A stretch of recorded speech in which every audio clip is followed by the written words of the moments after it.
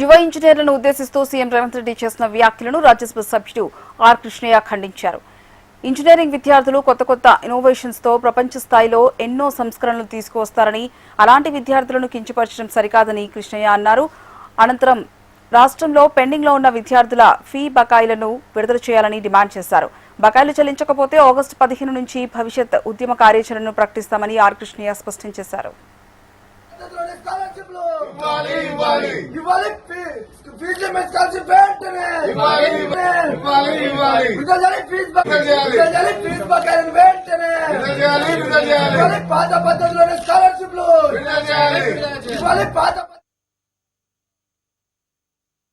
ఎన్నో మార్పులకు శ్రీకారం చుడుతున్నటువంటి ఇంజనీరింగ్ విద్యార్థులు ఇన్నోవేటివ్ ఐడియాస్, క్రియేటివ్ ఐడియాస్ తోటి ప్రపంచ స్థితిగతులనే మారుస్తున్న ఇంజనీరింగ్ విద్యార్థులను క్రిమినల్ అనడాన్ని మేము తీవ్రంగా ఖండిస్తున్నాం.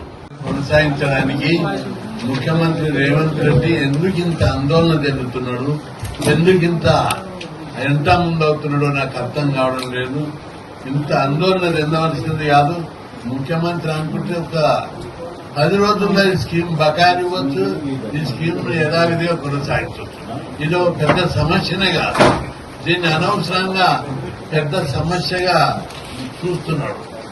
ఎందుకంటే 3 ఏళ్ళు అయింది, 3 ఏళ్లల్లా అనేక ధర్నాలు జరిగాయి, అనేక ఉద్యమాలు జరిగాయి, కాలేజ్ బైకాట్లు అయినాయి, కాలేజ్ బంధులు అయినాయి, విద్యార్థులు బంద్ చేశారు, కాలేజ్ యాజమాన్యాలు బంద్ చేశారు.